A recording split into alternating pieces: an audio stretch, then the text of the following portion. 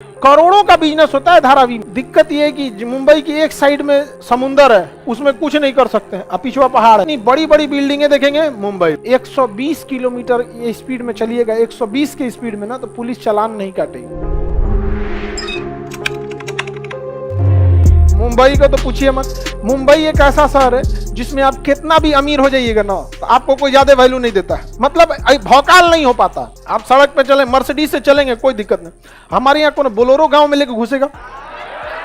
अरे बाप रे, बोलोरो है यार। मुंबई में अगर देखेंगे तो अगर जब जहाज लैंड करने वाली होती है, एक से एक बिल्डिंग दिखेगी, एक से अरबों खरबों की बिल्डिंग, उसके बगल में झोपड़पट्टी। ये मुंबई में ऐसा है कि जहां बड़ी बस्ती मिलेगी वहां झोपड़पट्टी भी मिलेगी। दुनिया की सबसे बड़ी स्लम बस्ती धारावी मुंबई में करोड़ों का बिजनेस होता है धारावी में, करोड़ों का। जितनी फैक्ट्रीज है, जैसे कोई कंपनी, जो कोई बढ़िया कंपनी है शर्ट बनाती है, तो बटन कहीं ना कहीं लगवाएगी, धारावी में दे दी, भैया तुम इसका बटन लगा के दे देना। उसमें छोटे छोटे बिजनेस है जो सप्लाई चेन में बहुत हेल्प करते हैं, तो काफी बिजनेस है वहां। तो मुंबई डेवलप भी है, समुंदर से घिरा हुआ है मुंबई में समस्या ये है, मुंबई में ट्रैफिक बड़ी खराब है, सबसे भयानक। बेंगलोर और मुंबई का जाम रुला देता है मुंबई को। दिक्कत ये है कि मुंबई की एक साइड में समुंदर है, उसमें कुछ नहीं कर सकते हैं, अब पिछवा पहाड़ है, तो एक ओर से पहाड़ दाब दिया है, एक ओर से समुंदर, और उसी में डेवलप होना है। इसलिए जितनी बड़ी बड़ी बिल्डिंगें देखेंगे मुंबई में, क्योंकि एक्सपेंशन का ज्यादा जगह नहीं है।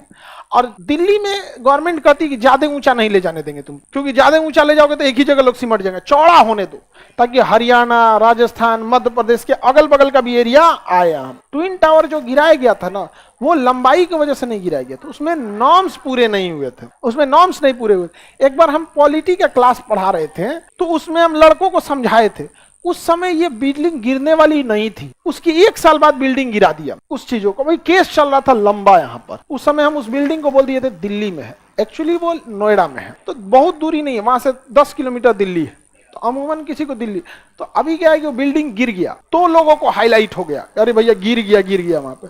अब जिस दिन गिरा था हम वहीं पे थे, नहीं हम तो दिल्ली में क्लास, जब गिरा तो देखे कि भैया हमारा जो ऑफिस है ना दिल्ली, जो आप लोग का जहाँ में ऑफिस वगैरह वहां से पास में ही है, वहां पर तो बड़ा हल्का मजा, इतना भयानक गिराया गया था उस बिल्डिंग। तो जो बिल्डिंग गिराया गया ना, तो वो बिल्डिंग नॉर्म्स पूरा नहीं किया था, रूल रेगुलेशन, इसलिए गिराया गया। नहीं तो हाइट से कोई दिक्कत नहीं, एक से एक बिल्डिंग है दिल्ली में, नहीं तो नोएडा, गुड़गांव में। आगे बढ़ जाए, अब देखिए नागपुर भी अलग डेवलप, मुंबई भी अलग डेवलप।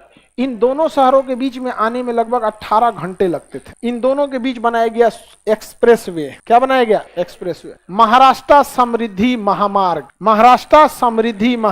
आज इस दूरी को कम करके आप 8 से 9 घंटे में कवर कर लेते। 120 किलोमीटर ये स्पीड में चलिएगा, 120 के स्पीड में ना, तो पुलिस चालान नहीं काटेगी, 120 तक चल सकते हैं। और हमारे यहाँ गाड़ियों पे लिखा रहता है 40। समझ में गया? स्पीड कितना है? 40। और वहां पे कितना है? 120। समझ में गया? तो महाराष्ट्र कितना गुना भाग रहा है? 3 गुना।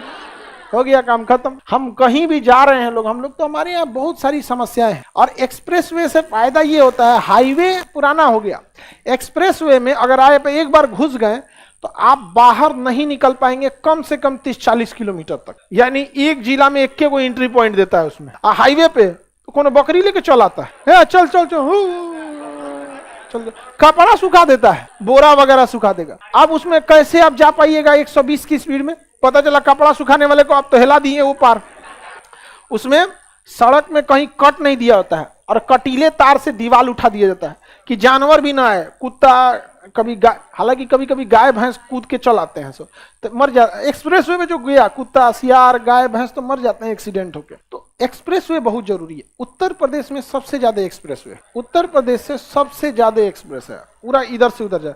बिहार में अभी एक्सप्रेसवे नहीं है। एक्सप्रेसवे में होता है कि आप जिस लेन में घुस गए अब निकल नहीं सकते। गलती से अगर आपको मुड़ना था और नहीं मुड़े ना, हो गया 30-40 किलोमीटर काम हो गया, अब आप चलते रहिए।